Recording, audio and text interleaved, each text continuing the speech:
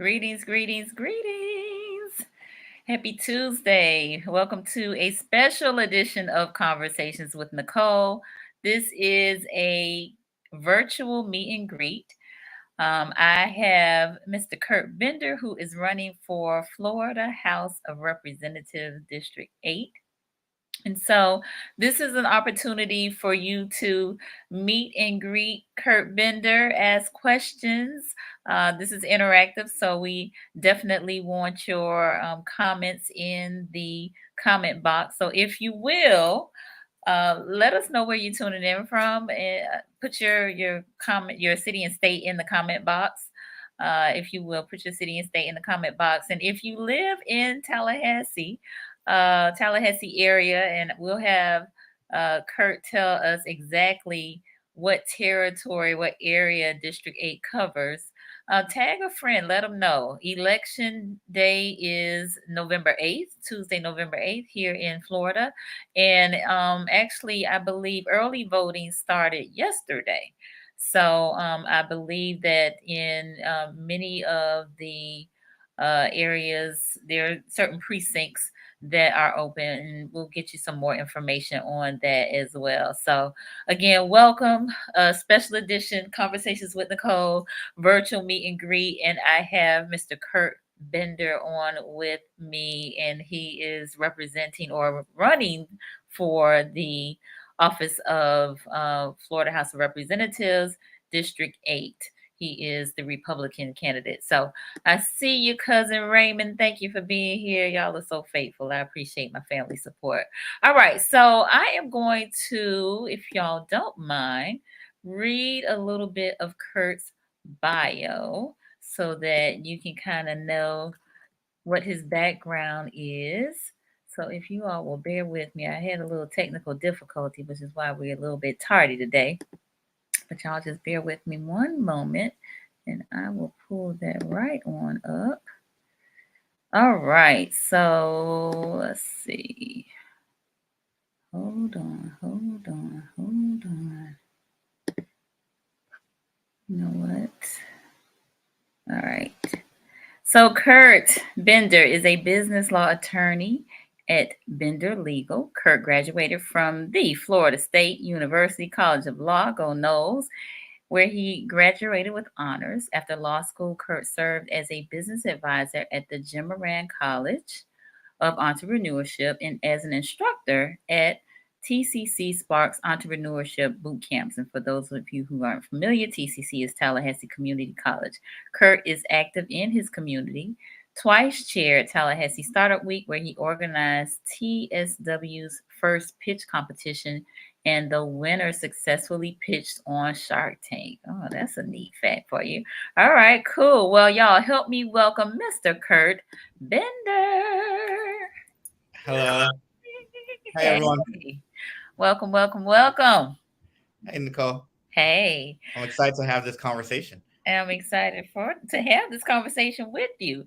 So, for those folks who don't know you, give us a little bit more about who Curt Bender is. Curt Bender is just a person out here trying to do good, like the majority of us, the vast majority of us. I here's an interesting fact that many people probably don't know is I've been told that I have great people skills. Well, that's because I worked as a server for most of my life while I was putting myself through school. I'm a student entrepreneur and public servant. I'm a student of life who creates adventures to pay forward the talents I was gifted. I think we all have different talents, and I use my talents generally to try to contribute to society and I begin at my community. And I don't consider myself a politician at all. I was a big baby drill kind of guy until my last semester of grad school when I took an environmental class and I saw truly the effect that was having in our environment. So I did some research and identified some unutilized assets in the city of Tallahassee. I spent about 2 years or invested about 2 years trying to push that forward. And it seemed to be moving a bit slow. So I said, hey, I think I'm going to run for office and I think I could move this initiative forward faster. And then there was a candidate forum and I looked around and I said, wow, Curt, I, I think I'm the most qualified candidate here. I read the laws. I'm well informed. I'm in my community and I've been doing or attempting to do good before I ran for office. I said, wow, I think some folks are here for the opportunity. And that's just a little bit about myself. I don't want to go too Okay. much into it. That's fine. That's fine. Well, no, I appreciate you sharing that. But if you will also share with us, what is the area that District 8 covers? Like, what area is that specifically? It covers Leon County, about west and south side Leon County. Monroe kind of splits it. The left side or west side of Monroe is in District 8. The right side generally isn't. And Gaston County as well. So it covers a lot of the 32304 zip code, Hmm. which happens to be the lowest income zip code in the state of Florida as far as poverty wise. Okay. All right. Very good. So, what prompted you? I mean, you did kind of talk about it a little bit, but why run for office? And why this particular office? I mean, you going, it's almost like you kind of going for the gusto a little bit. You know, maybe you might start out, something local in terms of school board or commissioner or something like that. But no, you like state representative. Boom. Okay, so why this particular office? So I'll say this particular office. This is the district that I lived in, and or live in, and the opportunity sort of presented itself. I don't think anyone is anticipating Mr. Alexander to step down, and he did. And many of you all may know a gentleman by the name of Stanley Sims. I honestly didn't consider it, and then Stanley Sims gave me a call. He said, "Hey, Curt, did you consider running for office?" I don't think he knew my political party affiliation at the time when he said that. But I've been in District 8 since about 2016 over there on White Drive. Mhm. And I moved more recently a couple years ago over on Monroe by Capitol Circle. But since I've been in Tallahassee, when I moved here for grad school in 2014, I've been pretty involved in the community. At least I like to think I am. I like to think that I am contributing benefits to my community. And it just made a good fit for me. I work and play and live in this district. And I saw an opportunity to provide good policies. I know that District 8 has the zip code for the poorest in the city, and I have a what I believe to be a very strong background in economic development. So I thought Okay. I could contribute my talents here at District 8. Okay. All right. Um, so, a lot of Gadsden County is in District 8 as well, right? Yes, Okay. Have you been able to connect with the folks over there? I have been able to connect. I think I spent probably about 50 to probably 55% of my time in Gaston County when it comes particularly to this campaign. I first tried to identify the issues, and I saw that the absurd utility prices is something that folks in Gaston County are reaming about and reaming from. I think that's right up my alley. I noted before I was driving issues forward in the local government, and it dealt with utilities and renewable energy. Mm. I think that that's something that we could connect with Gaston County. I think that everything is connected in some form, but particularly when it comes to economic development, where I've chosen to focus is bringing certain trades through vocational schools and vocational training to Gaston County, particularly utilities line persons. It's called linemen Mhm. typically, but I believe in being inclusive. So line persons, those I did some research, and there's a college over there in Orlando where they recently spun up a utility training program, and those folks are getting snapped up at $65,000 jobs. I Mhm. mentioned I was working with renewable energy initiatives for quite a few years now, since about 2017. I started proposing before the city government in about 2019, 2020. And I worked with some local experts who I still do work with, and they're sharing with me just a great bottleneck and need for these skills and trades in California, where they have all these utility fires and they didn't correctly build the infrastructure. I think that we can help alleviate that problem. So folks in California, they're snapping up our local lines people in Florida, paying them a per diem and a higher salary, which is still cheaper than it is to pay the folks that live in or reside permanently in California. So there's a great need, and that'll help solve some of the issues the systematic issues that drive those utility bills up. I think I'm right suited to fit that.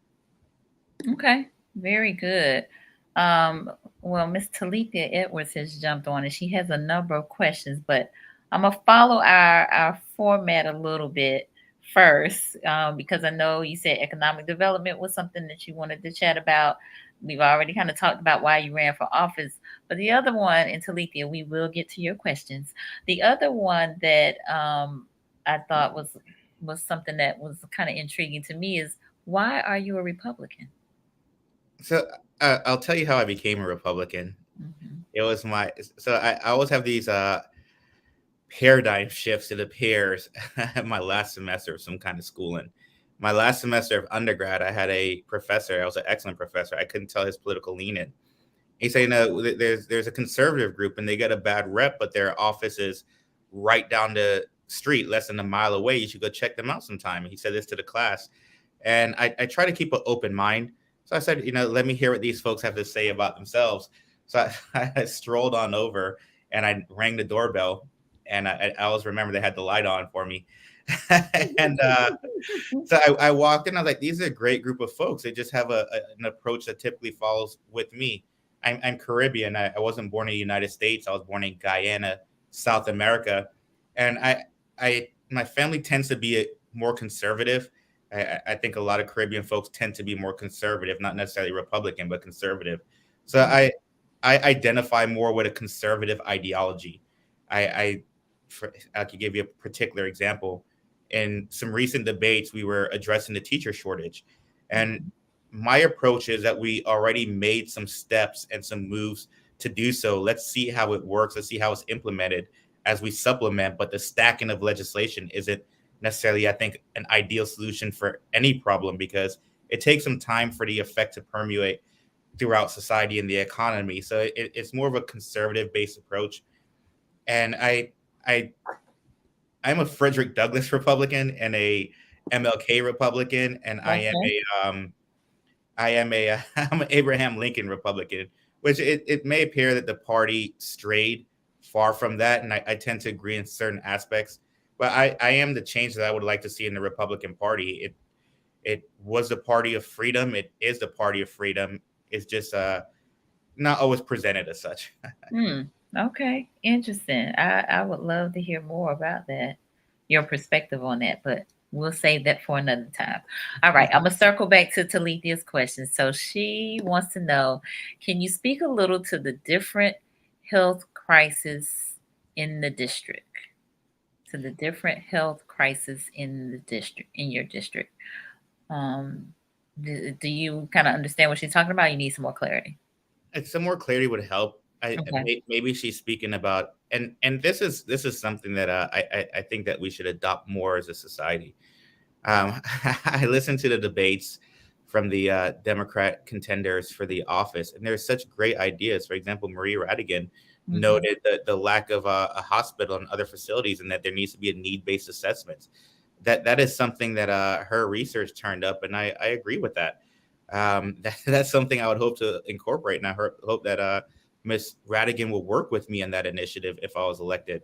And there's another crisis, the drug overdose is another crisis. So I think there's a few. Even my opponent, Dr. Franklin, mentioned that the drive it takes for someone to get simple blood work done could be exhaustive. It could be, he said, as most 30 minutes away. So my general approach when it comes to solving issues is to listen to all sides. That's what I do for a living. I listen Mhm. to both sides of the argument, and I can present both sides of the argument. So I think a very collective approach. But if Talithia has a specific, I'd love to address that. She does. She says specifically in Gadsden County, a maternal health crisis as it relates to access and care. So the Florida legislature addressed this in 2022, Mhm. and I would like to see how that permeates through. It was just passed recently this year, but we know that, for example, my significant other, I'm not allowed to mention her name. Well, I mean, I could do whatever I want to do, but she asked me not to mention her name because of her work of employment. Well, I'll say we suffered an ectopic pregnancy, our first go around, and she went to the hospital numerous times, and they all just said it's cramps or something else, and finally the pain was unbearable, and she demanded more treatment, and it turns out that she has a baby outside her uterus, Mm, so that's that could have been fatal, but she demanded to get extra care. Uh, we know that some of the disparities that Black women face. Um, when it comes to the healthcare system. We passed a bill to help address this in 2022, mhm. and hopefully it takes root, it takes legs. But if it doesn't, we can always revisit. Okay. So specifically, you're saying you want to just kind of see how the legislation plays itself out. Correct. Okay. All right. Yeah, she wanted to know how you plan to address that if elected. Yeah. I could pull it up and speak about the specifics, but I think we need some time to see. So we have a legislative session that passes bills once a year, and sometimes there's Mhm. special sessions. And for example, even bills passed in the February session is not effective until July, which is just a few months ago. So we have to see how this takes effect, and hopefully it reverberates to address the acute pains. If it doesn't, we can always revisit. But I do acknowledge, so Gaston County is the majority Black district, and I noted earlier some of the issues that women, Black women in particular, have when it comes to healthcare. So hopefully this will move us forward in the right direction, and hopefully we can charge forward in the right direction in this sense as well. Okay. So, also as it relates to the health crisis, I know you mentioned drug overdose being an issue in Gadsden. What are your thoughts around solutions as it relates to that issue?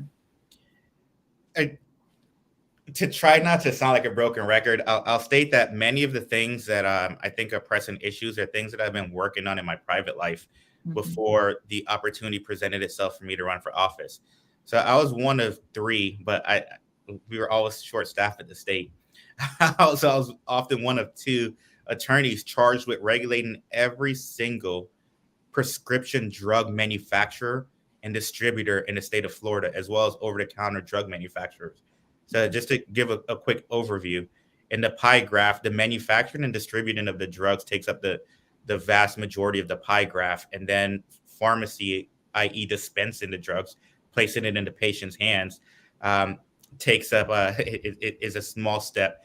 I've been prosecuting bad actors when it comes to prescription drugs manufacturing and distributing. So the first thing we have to do is identify the issue.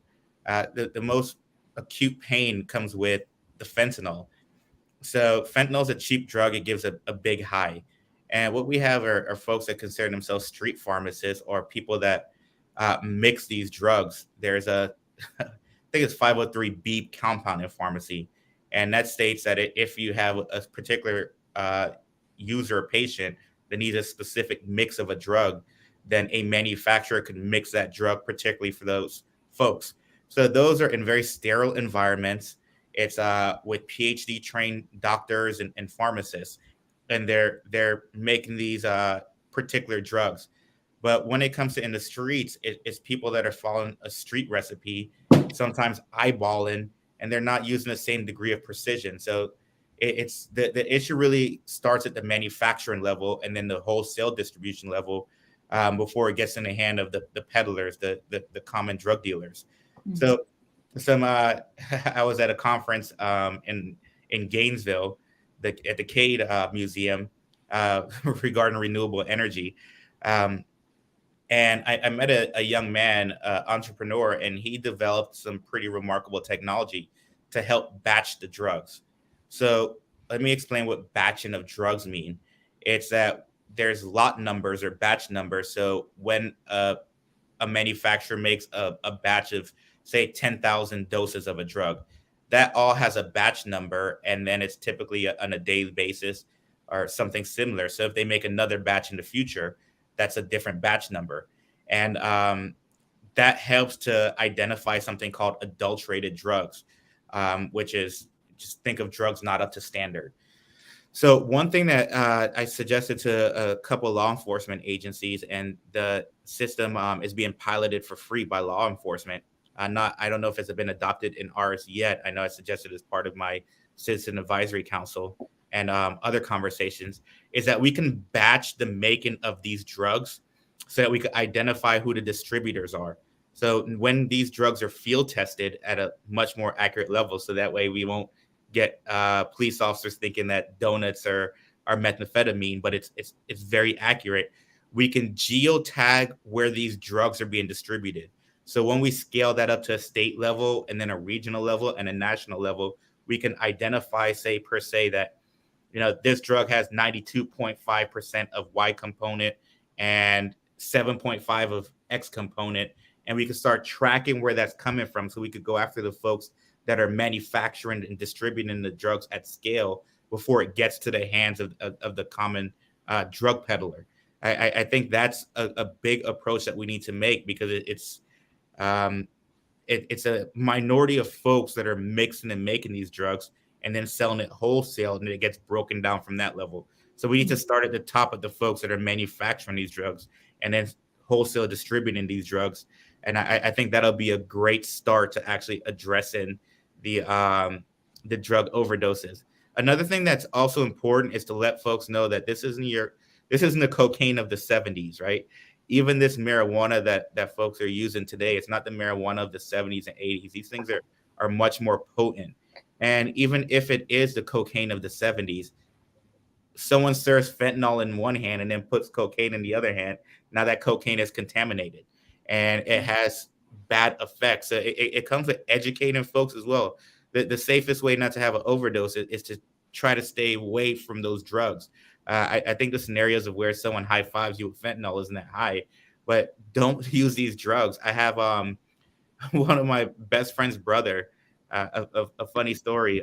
It's not funny, but the start of it is, I my first business was of course cutting lawn, and I haven't been able to cut my dad's lawn since this young man, my best friend's brother. I had him cut the lawn, and he was dragging the lawnmower, messed up my dad's extension cord for the Christmas decorations. Hmm. My dad's like, "You'll never touch my lawn again." That young man died by taking a pill that he thought was ecstasy, but it was actually laced with fentanyl. So Mhm. it's literally death in pills. That you can't take chances with these drugs anymore. It's very unsafe. And now there's even marijuana fentanyl inside of marijuana. So Mhm. you just have to be more cautious as we target the manufacturers and distributors. So, I think I'm hearing you say is kind of twofold. One is the manufacturers of the drug, there being some type of regulation as it relates to it, as well as education of the public in terms of the danger of these new variations of drugs, which are more potent and definitely more dangerous. No, I think I put too much together without taking a breath of air. So I started out with the regulation to state my experience, Okay. drug regulation and manufacturers and distributors, wholesale Uh-huh. distributors and common distributors. And then I tried to probably very unsuccessfully and very uncrisply um, transition into how that experience helped me provide solutions or suggest solutions. Hmm. And we have to batch the drugs, because from the eye perspective, this pill looks like that pill and that pill looks like the other pill. Right. But we have to be able to chemically test the pill to see what's the composition of the pills. And then from there, we'll the technology already geofences every time it's field tested. So we could say, for example, the mixture of 70% this drug, 10% this, 10, 70, 10, 20, it seems to be concentrated in this area. So Hmm. that'll help law enforcement better target the distributors of these drugs. And eventually, as this technology scales, we should be able to track these drugs throughout the United States to see exactly where it's coming from. So it's a long-term approach, but we need short-term solutions We and do. long-term solutions at the same time. We do. Yeah. Because I'm thinking, people that make these drugs, they're not gonna, we're not talking about major um, drug companies, right? And No, we're talking so, about street pharmacists. exactly, exactly. Yeah, So yeah. so fentanyl is not a new drug, and it has some medical use. But Hmm. again, those are made by experts and professionals who in a sterile environment, who have policies and procedures and processes for step to avoid cross contamination. And the general term, it's called adulteration or Mhm. adulterated when a drug isn't met to standard for a number of reasons. So it's much easier to adulterate a drug when you don't have exact and standard that are state and federally inspected to make sure you're following those standards when someone's doing it in a warehouse or in their living room. Okay. All right. Still a lot to be done there, but definitely education is high on that list of solutions. All right. Violence in the community was another topic that you wanted to address. So give us your thoughts on that. So generally, I've done 4 debates with my opponent, Hmm. and the same set of questions routinely raise themselves, and I think for good reason because that's the pain that we're feeling today. Um, a statistic is like I think 0.02 of the youth commit 50% of the murder. It was in the sheriff's report on that he provided a murder on gun violence. It's I'm working with a few community folks. I don't necessarily want to say their name, but we're trying different approaches to Hmm. this. I think that this sheriff's council and a status of men and boys is great. It's working with the providers, something that the sheriff in at Sheriff Walton McNeil, when I say sheriff, is he identified is that mentoring is a great start, but these youth need holistic support. It's not necessarily just mentoring the youth, but what's their home environment like? Do we have to give support system to their family so that we have a holistic approach? I think that is one approach. Something I suggested recently to a good community activist is that maybe we need to shift the narrative on violence, and that's because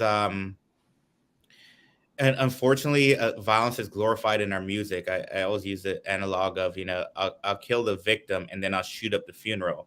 So we tend to be a little bit coarse when it comes to the recourse of violence because it's so glorified. But you have a young man that I mentor, and he's facing some pretty serious charges. And I visited him every day when he was in the detention center, and I video or chat with him every day now that he's in jail. And I asked him, well, first he asked me, "Why are you doing this? Why are you helping me?" And I said, "Have you ever opened a door for someone?" He said, "Yeah." I said, "Why do you do it?" He said, "Just I don't know. It's just a good thing to do." And I said, "It's the exact same reason why I'm helping you." But something I've noticed with that young man, and it struck me pretty clear, regardless of the serious charges that he's facing, he speaks to his mother very respectfully. It's yes, ma'am, no, ma'am, and what he tells me, I just want to make sure my mama's straight. So I think that if we change the narrative, it's and when I say this, I always try to be clear. I'm not saying that the alleged victims are not victims, but I think that we need to highlight and identify that the victims are the loved ones of the alleged perpetrators when they're Hmm. away. Now your mother's worried about you. Now your brothers and your sisters can't see you. And I find that the youth are still concerned very much so about the effect that they have on their family when they're gone. That's when they realize that a mistake has been made or Hmm. it hits them harder. So I think that we could shift the narrative to highlight the victims at home. And I think that I have a big impact on the youth who are perpetrating the majority of these violent crimes. So what I'm hearing is maybe having victims of violent crime doing some advocacy, for lack of a better term, in terms of the impact that the violent crime has had on their lives, on the lives of their family members, so on and so forth. So think of it this way. Let's say that there's a, a um a Because let me violence. just pause because, like, yes, I hear you saying after the fact, right? Hindsight is 2020. Now I'm realizing because of my actions, the impact it's going to make on my family. But how do you get folks from not doing it in the first place? So let's paint a picture of, say, a violence rally, right?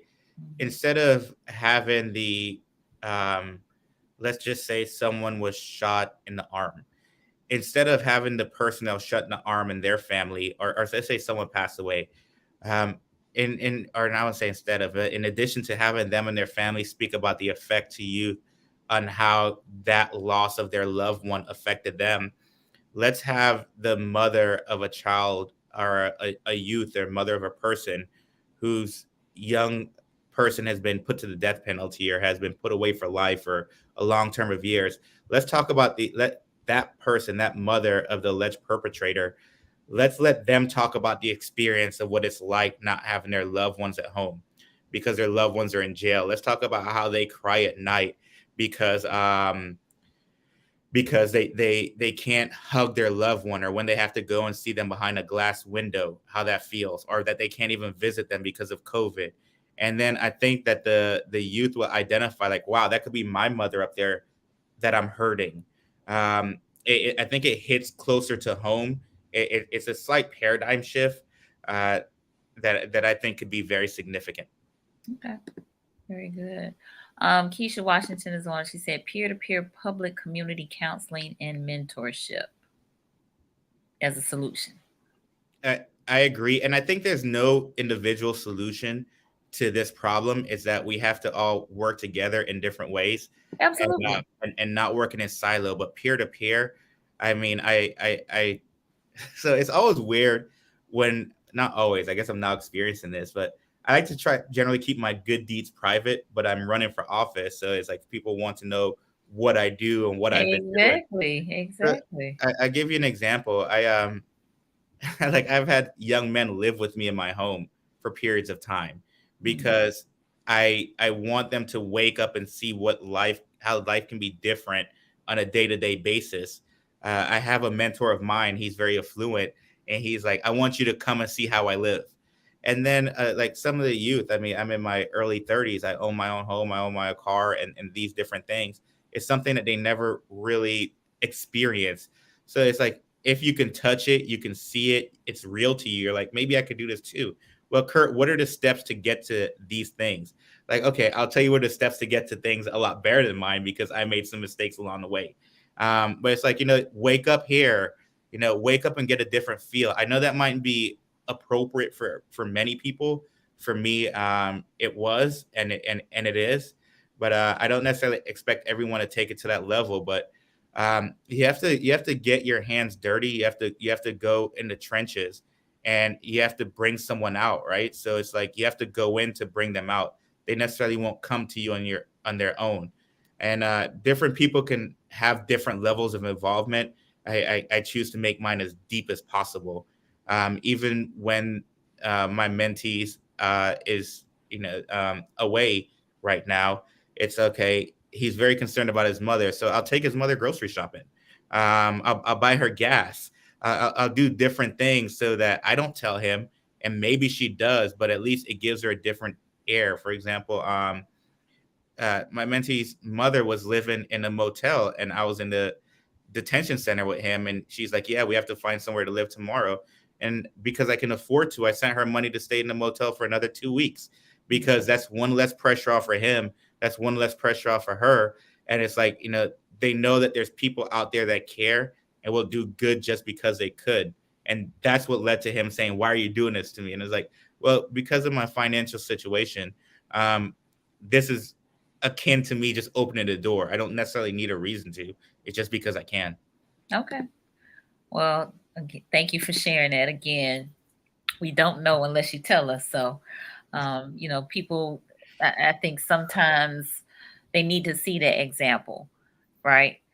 Before they can even maybe identify what they can possibly do to assist. So, I appreciate that. So, for those of you who are just joining us, this is a special edition of Conversations with Nicole virtual meet and greet. We have on Mr. Curt Bender, who is running for So Florida House of Representatives District 8, which covers a good portion of Leon County.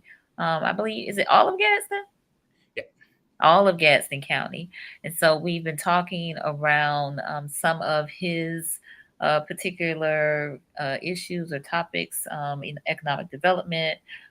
why he is a Republican, the health crisis, violence in the community, drug overdoses, which has been a big issue in Gadsden County specifically. But this is an interactive live, so just pretend we all are in the virtual living room. So I want you to put your comments, your questions in the chat, and we will definitely try to address them. I want to poll our viewers. How many of you have already voted? I believe yesterday began early voting. So if you've already voted, give me a thumbs up. Give me a thumbs up. If not, hopefully this will give you an opportunity to, again, ask questions and help you make a decision about voting for this particular position. Let's see. All right. So we have Frankel on, and he said providing simple resources such as laundry, clothes, washing, access to food, groceries, a safe place to sleep at night. Yes, those are all very important. Very important. All right. So we got a few people saying yes, they voted. Keisha say no, not yet. All right. Well, election day is November 8th, Tuesday, November 8th. I believe the polls will be open from 7 a.m. to 7 p.m. But we want you to make an informed decision. So that's why we are having these virtual meet and greets with the candidates so you can ask questions and get to know them a little bit better. So, Curt, again, we've talked about economic development. You talked about trades specifically. You talked about line men, line persons, renewable energy. Any other economic development pieces that you or ideas that you have with this particular position? Yeah, so I'm a member of the mentor. So folks know I could be a bit socially awkward, and especially when I'm nervous on the interview. So excuse my stumbling and You stutter. are fine. We just having a conversation, Kurt. I need to remind myself of that. So something that's cool that'll be coming up, particularly for the trade program, is the Leon County Educational Facilities Authority. I'm a member of that, appointed member for 5-year term.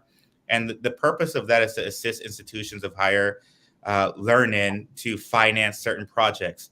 So it's nice to talk about trade schools and talk about different things that can happen. We have to find a way to actually be practical about it and assist. So I have reason to believe that the facility will have funds, and I'd like to invest that into the utilities training program. And I think that we do a disservice when we don't be very specific on exactly how we hope to accomplish our goals. So for example, my website, bendercampaign.com, it doesn't have a single platform. It has identified goals and the experience that I can leverage to help me go to those goals. And it's also something to be held accountable to, because if you put a specific goal out there, then it's easy to see if you've accomplished what you wanted to. I think that it's important so there's only two candidates right now in this race to run, but there's a lot more constituents. And something that I strongly believe is that you don't necessarily need to go to the legislature to do good. I think it just gives you a bigger platform to do good, because you get to leverage economies of scale of the state. But I strongly believe that we have the resources that we need here to do good. For example, there's been elected officials that spoke about how much money they brought back to the district, but the district's still the poorest in the state, right? So I think that people are naturally scrappy. They just need some help along the way. And I think that we can leverage what we already have here and build upon that to help bridge the gap and to help lift and raise the rising water lifts all tides. And I think that we have a lot of what we need. It's just that there's a lot of siloisms occurring. So it's to bridge those matters. You don't necessarily need to be a state representative to do that. I think that as a state representative, I could do a lot more good sooner. But as I noted, is that I've been working in this community and I've been driving initiatives before I decided to run. This opportunity just presented itself. So I like to talk about the things that I've done, not necessarily the things that I intend to do, because anyone can forecast and it not be verifiable. But there's a lot of good that we can do with the already existing resources here, and I Mhm. think that there's a lot more constituents than there are representatives, and I think that we can leverage that to do good. Is a is just a thought of mine. Okay.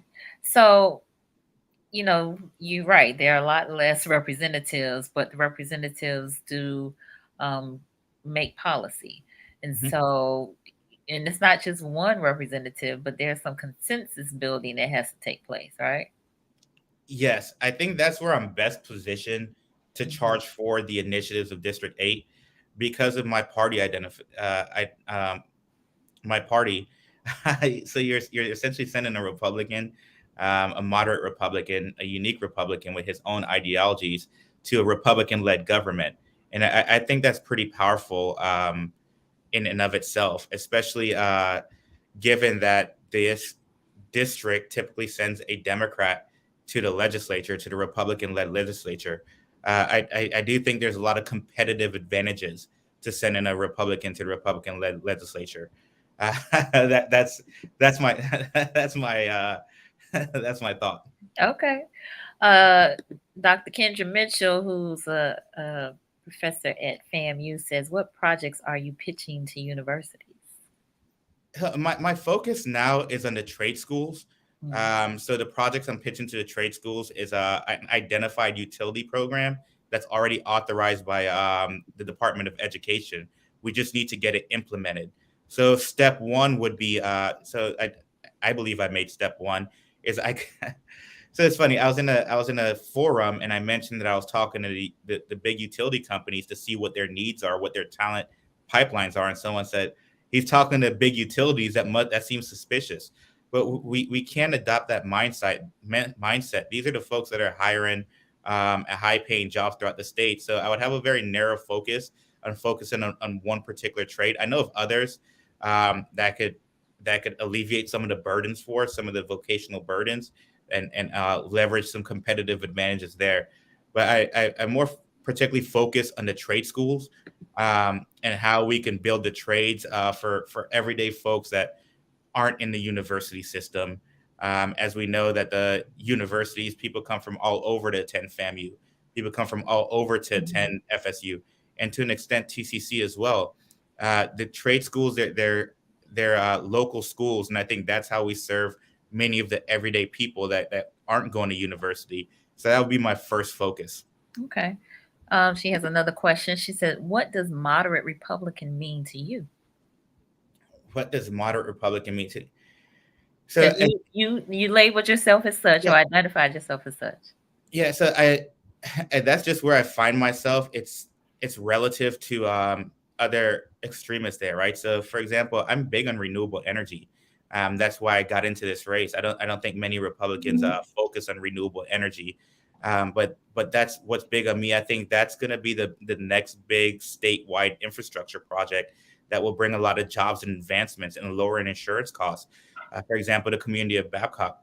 I mentioned this a number of times is that they purposely built their infrastructure, particularly utilities, so that it could withstand storms, and that's worked very well for it. So we'll have to update our infrastructure. Um, that is that's one of my thoughts, and then I'm I tend to go over to the left a lot on issues, some social issues. I'm just center right. Is my thought. Does that answer your question, or would you like some more clarification? All right, we'll see if Kendra has some more to say. But in the meantime, Frank Hill said, "How can Democrats in Florida support your campaign or projects?" So I'll try not to get too esoteric here. I had a debate with a young woman last night, and she couldn't believe that I was a black male and Republican, and it was a white woman, and then she ended up saying that my ancestors are would be ashamed of me. It's like, Oh, how do you know what my ancestors would do? And you probably think I'm born in America. I'm not. It's to listen, right? So I get more pushback from black folks than I do from white folks. That was an exceptional. When I say that I'm a Republican, it's like people close me off, and I find it interesting that I've lost, what I would think would be some friends. One I ran because no one knew I was a Republican until I declared my candidacy. mm, Everyone just focused on who I was as a person and the mhm. good that I was doing. But when folks found out I was a Republican, that shifted. So it's like I'm still the same person that's been doing the same things or hoping to do the same things, or trying to push forward the same things. It's just to listen. So directly, you can support my candidacy by checking out my website, bendercampaign.com, and seeing if there's things on there you identify with and you support with, and meeting with me for coffee, hitting me up and or accepting it. Let's say, Curt, I disagree with this. Why did you propose this way? Or how do you stand on this? And and then let's have honest dialogue. Of course, I think just a simple share. And then if you go on my website, bendercampaign.com/debate, or it's on the link, you'll see the debates that I have, and you'll see exactly how I think. It's not a extremist thought. I have some ideologies that I follow as an individual. How, for example, I'm a moderate Republican. I don't support the redistricting. I will vote against that. I noted on the record that I think that the Republican legislature, they caved to the governor when it came to redistricting. Like I don't think that's correct. And of course, the most important way you can support me is to vote. Vote Bender. All right, very good. No, I actually had an opportunity to listen to the executive director and CEO of the Village Square today talk about just how divided we have become, especially across political party lines. And so much so that where maybe the leadership of a particular party, or, for instance, you take the governor, if they uh, put in policy that is contrary to what folks believe, they associate people who are affiliated with that party with those decisions. So I think that's exactly what has happened with you, Curt, which is why I'm so glad that we are having this conversation. So, yes, Keisha said ignorant mentality. She also said she wants to do coffee. So, Yeah, every Wednesday morning, I was hoping more people would take me up, but every Wednesday morning from 7:30 to 9, I go to Red Eye Coffee in Midtown.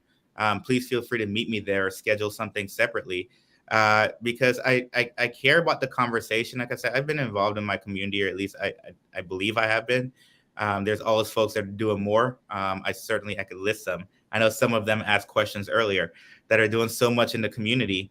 But I hope to meet with people and have honest dialogue. And I think that, so for example, I know that many legislators don't read the bills that they pass. I read every single bill from 2021 and 2022, and I'm surprised to find out the information, relative to what's being reported. That like the parental rights bill, clinically labeled as the "Don't Say Gay" bill.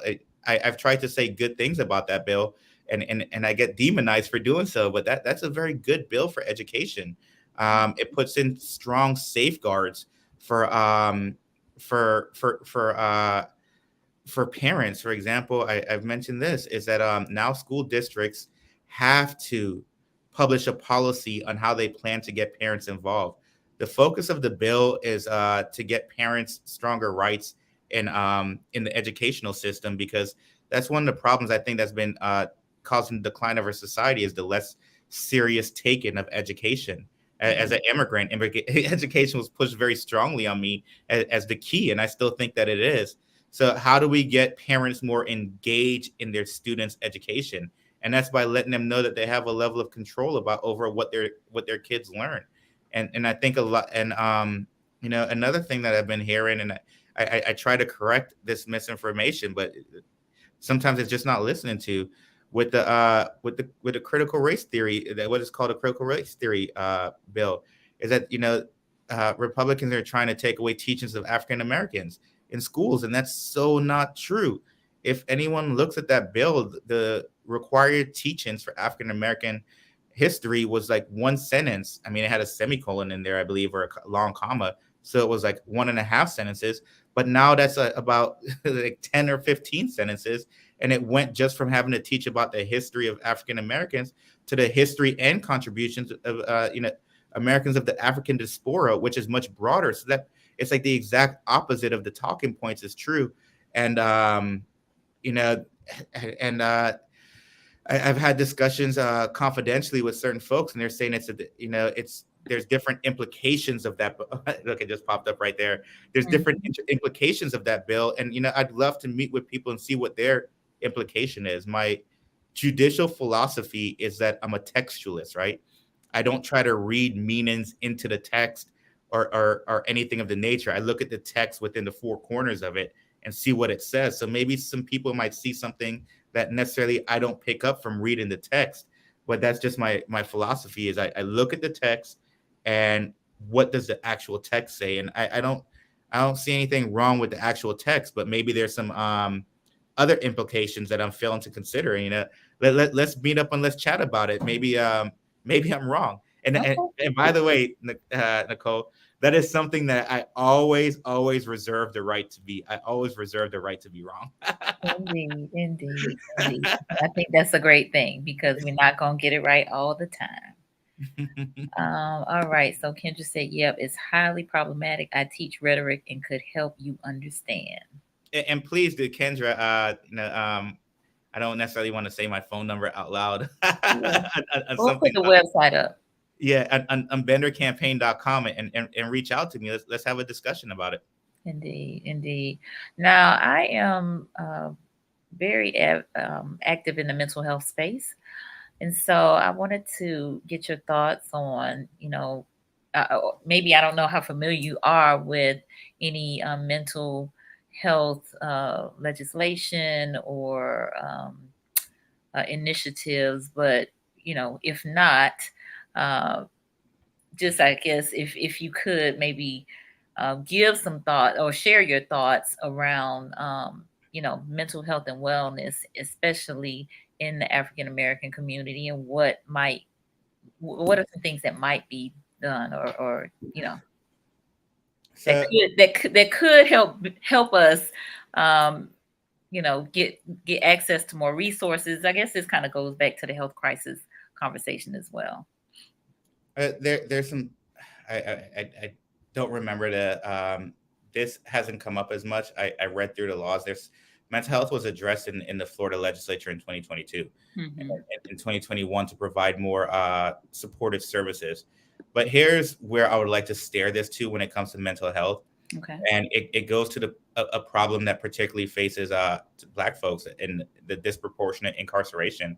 The number one provider of mental health services in the state of Florida is I'll ask you, Nicole. You may know, you may not, but many people don't know. What do you think is the number one provider, or who's the number one provider of mental health services in Florida?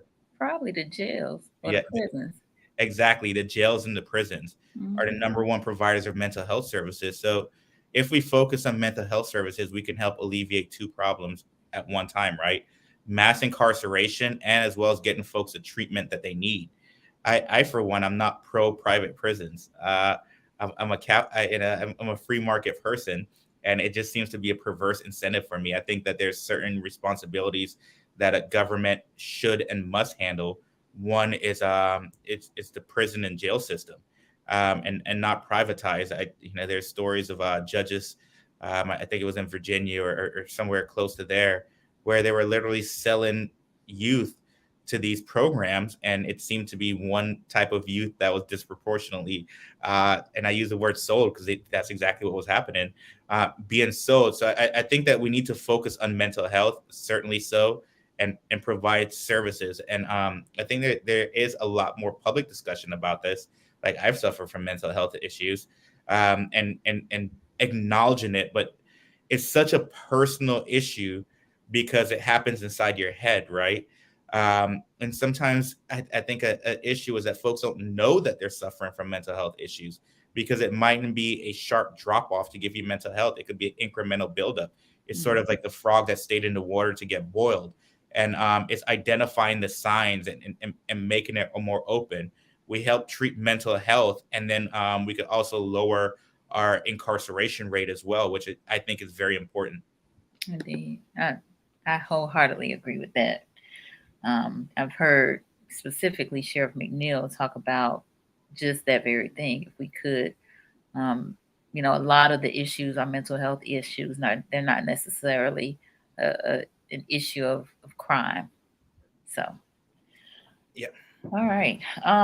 So again, we are winding down. But for those of you who um,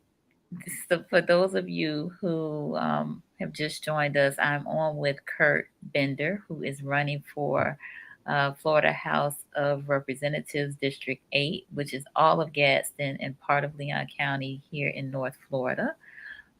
So please, if you will, if you have any closing comments or questions, let us know in the chat. All right, Dr. K came back and said, but I'm wondering if our mental health programs are reactionary and not proactive. Mental health treatment without treating many ills of the society can be harmful. Yeah, I mean, this is true. This is true. This is true. But I don't know. What's your thoughts on that, Curt? Yeah, and so I'll say that I'm not a professional in mental health, so that these are my opinions based on my, Absolutely. I'll say, limited research. Yes. I know some folks have done much more, but I think the mental health and those adverse effects are the symptom of living in the type of society that we're living in. Mhm. And there's systematic problems that are putting these pressures on us, right? That are exasperating the mental health issues. Certainly, there's different types of mental health issues. Some, certain disabilities are born with, some are developed. I'll speak more colloquially when I mention mental health. I think it's a general system that we're living in, right? When folks can afford to feed their family, that affects them negatively. When they're not making money, the correct money at their jobs, but they're putting in the maximum effort, that affects their system. When there's a lot of violence in the in their neighborhoods and they can't recreate, that affects their mental health. Mhm. So it's things that we have to solve, these societal problems, and some things that we can't solve, but we can put it in a I guess there's no comfortable margin of error, but we can lower the acuteness of it, and I think that'll help mental health as a whole. Um, Okay. what one thing that I'm cautious of. So, for example, if it was like the 1730s, right, and I had a loved one that lived, down the state. It would take me months before I can write her and then get a letter back, right? But now I could pick up the phone, I could drive. So we lived in a much fast-paced society, and that happened rapidly. It wasn't incremental. All of a sudden, we're all connected. I'm talking within a span of a couple decades compared to the existence of humanity, right? Mhm. So one thing that I think that we can do is, and I'm glad the Florida legislature did this. They have test scores to prison pipeline. And one thing that we're not doing is we're not training our attention span, right? So that we can have a stronger mental base. There's very few things that we do that we're not multitasking. The only thing that I readily think of that we can do and not multitask is reading. And we Mhm. don't read as much. We listen to audiobooks while we're driving a car or in the gym. We have to train our focus, actually read books and discipline ourselves to read the book. So now, for example, with the social media, where Instagram and Facebook are getting in trouble for the impact it has on the mental health of our youth, which is a whole generation caught up in this swat, right? And then now now we're not as focused in the real day life, right? Like I'm talking about the 1730s. If I was writing my loved one a letter, it takes a lot of dedicated effort and focus to write that letter and to wait the months to get it back and then to write back. Like that's intentional effort, and we're not necessarily putting that in um, our lives today as we have in times past, and Mhm. because of the instantaneousness of our generation. So, for example, I can have they say that social media is the highlight reel of your life. Well, Mhm. people live in and for social media, right? And then we have to start tackling these problems before the next phase of the social media disconnection happens, which will be the metaverse. Because then you can literally live your life in the metaverse, right? And it'll have more qualities of real life. But we need to more base ourselves in the actual life that we have and build this actual life that we have, and not the manufactured representation of the Not life, the virtual one. not the virtual one. And I Okay. think that's I for example, my daughter is not a like her face isn't on social media because I don't want her being in the algorithm from birth to death. Mhm. Um, and I think that we have to focus on the things that we can do, which is just goes back to the basics. Setting goals and accomplishing goals make us feel good.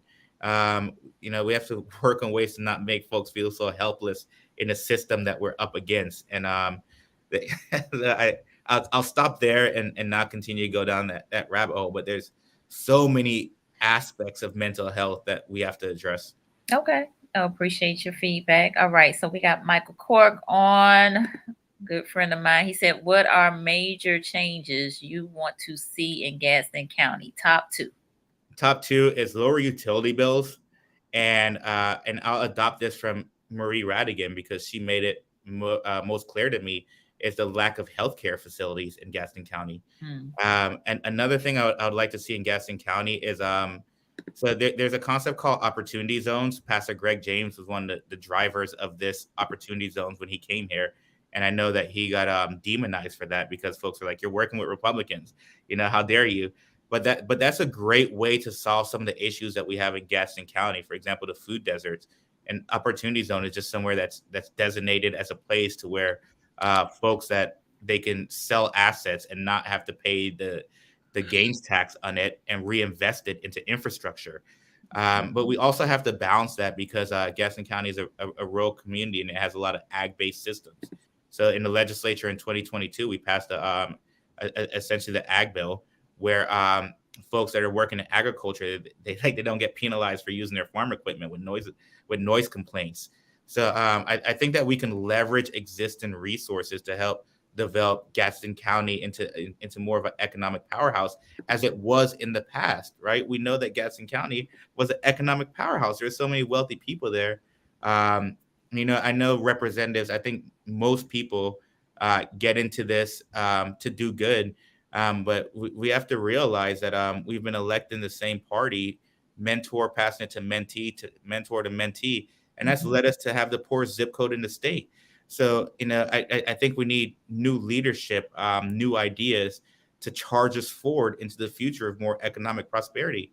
Um, but that's my biased opinion. That's fine. Thank you. Appreciate that. All right. So we are going to wrap this up. I have one last comment from Kendra. She said, "We definitely need to chat. I have more questions based on your responses. Thank you for the discussion. Thanks, Nicole, for the platform. My pleasure. My pleasure." So, Curt, I think you mentioned what was the campaign or the website again? I hope I put it in right. Ben- bendercampaign.com. So Okay. if anyone wants to learn a bit more about me, this is how I think that I would go about checking it out. I would go to that website and you'll notice that I have two sets of goals, immediate goals and future goals. I think I would glance at that and then I would go over to where it says Curt strategy, and you can see how I approach problem solving, right? So I'm an entrepreneur that attended law school, and I think both attorneys and entrepreneurs are rewarded for the exact same thing. It's identifying issues and providing effective, efficient solutions. Thankfully, I have the risk aversion of an entrepreneur, which is pretty much none. So I'm always willing to try new things. And then there's a debate tab, right? So go check out the debate and see the ideas that I have and how I present. And I hope you disagree with some things. So that way we can have a constructive feedback because I think I've mentioned two instances here where I've changed my mind. I've grown. I've matured. I put away different ideologies and paradigms that I had. I adopted new heuristics. Schemas change. I think that's healthy discourse, and I don't think it matters what side of the aisle someone's on. We all have to work together, right? And I think now is an appropriate time to share a quote from Dr. Martin Luther King that I think that he would find a lot of what's happening to be unrecognizable. We all know that I have a dream speech, but he said in that speech, he said, "I know sometimes we get discouraged and sometimes disappointed with the slow pace of things. At times we began to talk about racial separation instead of racial integration, feeling that there's no other way out. My only answer is that the problem will never be solved by substituting one tyranny for another. Black Mhm. supremacy Black supremacy is as dangerous as white supremacy, and God is not interested merely in the freedom of black men and brown men and yellow men. God is interested in the freedom of the whole human race and the creation of a society where all men can live together as brothers, where every man will respect the dignity and worth of human personality." And I think we're straying from that. And I hope we just get back to where it's okay to disagree with someone and have honest discourse. That's my thoughts. So if you disagree with me, I welcome you to come and chat with me. At least I like to think I'm a friendly person. So let's talk and change my mind or show me a better way or show me something that I'm not considering from the right perspective, and let's charge our society forward, one conversation at a time. I guess One, beginning with a conversation with Nicole. one conversation at a time. Absolutely. No, well said. I definitely encourage folks that do want to continue this to reach out to you. You're, at least in my experience, have been very approachable and very willing to have dialogue with folks about your ideas and about whatever issues that that may be concerning them. So I want to thank you for being open and receptive to that. So thank you Thank again you. for joining us, for allowing us to have this conversation tonight. Game changing. I see. Thank you, Curt and Nicole. Appreciate you, Frank Hill, for being on here. Y'all tag your friends, share this live, especially those folks um, who have not voted. You definitely want to let them see Mr. Bender, share his platform with them, and meet him for coffee down at Red Eye. He said Wednesdays from what? 7:30 to 9 a.m. at 7:30. Red Eye in Midtown. All right, very good. All right, good people. Y'all have a great rest of the evening, and vote, vote, Yeah. vote. Not telling you who to vote for, but vote. All right. All right. Can I tell them who to vote for? You can tell them who to vote for. Vote Curt Bender for State Representative District 8. All right. All right, good people. Y'all have a good one. Goodbye. Take care, everyone.